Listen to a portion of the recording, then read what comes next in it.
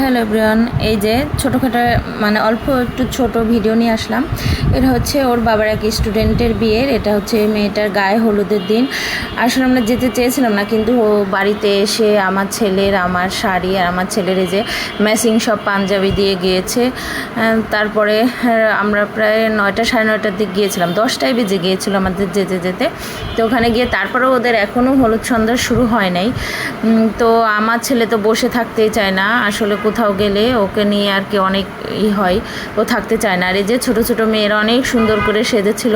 তা আমি একটু একটু আসলে ওদের বাসাটা দুয়ারটা অনেক অল্প জায়গা, তো মানে একদমই ভিডিও করা যাচ্ছিল না।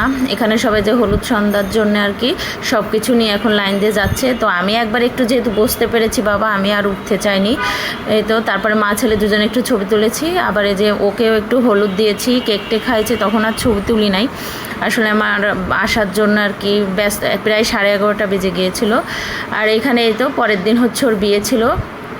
তা আমরাও 9টার দিকে গিয়েছি, আর ওই যে পার্লার থেকে সেজে চলে এসছে। তো ওর ভাইয়ের সঙ্গে আগে ছবি তুললে এখানে আমরা একটু ভিডিও করে আর কি খেতে চলে গিয়েছিলাম, অল্প অল্প করে ভিডিও করে নিয়ে। যে জামাই চলে আসবে, আসলে অনেকক্ষণে বসেছিলাম, জামাইটা 11টা বেজে গিয়েছে, আসলে অনেক জ্যামে আটকে গিয়েছে, আমরা দেখা করে আসতে পারিনি। ভাবলাম পরে এক সময় ওদের বাড়িতে গিয়ে দেখা করব, এই আর কি। তাই তো ওকে অনেক সুন্দর লাগছিল সে যে বউ সাজে, মানে এমনিতে কিন্তু অনেকটা ছোটোখাটোই, কিন্তু সেদিন বিয়ের দিন বা গায়ে হলুদ দিন ওকে অনেক বড় বড় দেখা যাচ্ছিল। তো এই যে ফার্স্ট টাইম আমি কোনো বিয়েবাড়ি খাবারের রিভিউ দিচ্ছি আর কি, খাওয়ার সময় ভিডিও করছি। তো একটু ভিডিও করতেছিলাম, পরে আমার হাজব্যান্ড আর কি রাগ করছিল যে আগে খেয়ে নাও, এইসব এখন বাদ দাও।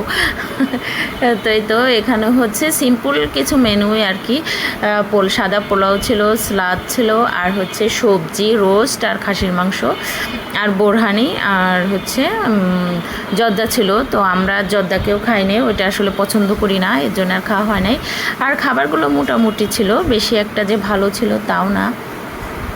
তো এই তো প্রথমে আর কি পোলাওটা দিয়ে রোস্টটা দিয়ে মাখিয়ে খেয়ে দেখছিলাম। রোস্টটা আমি সাধারণত ভালো খাই, কিন্তু আমি নিজে রান্না করি, সেটাই মনে হয় বেশি মজা হয় আমার, যা মনে হইলো। তো এই তো এখানে আর কি খাচ্ছিলাম মোটামুটি খাবারগুলো।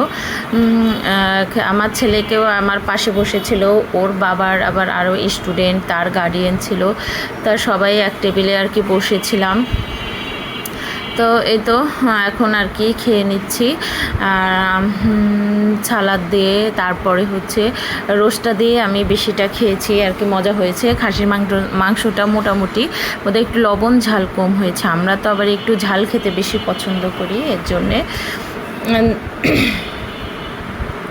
তাই তো সবজিটাও নিয়েছি, তা সবজিটা খেয়ে দেখলাম সবজিটাও মজা লাগে নাই।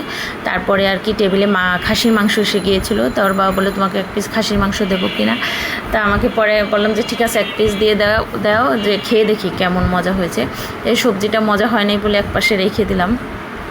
রোস্টটা খেতেই বেশি ভালো লাগছিল, তো বললাম রোস্টটা দিয়েই ভাতটা পুরোটা অবশ্য খেতে পারি নাই।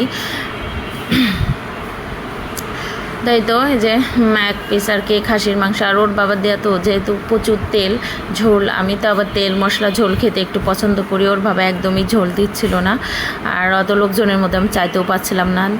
তো এই তো দেখেন খাসির মাংসটা দেখতেই কেমন যেন একটু কালো কালো হয়েছে, খেতেও এতটা মজা হয়নি।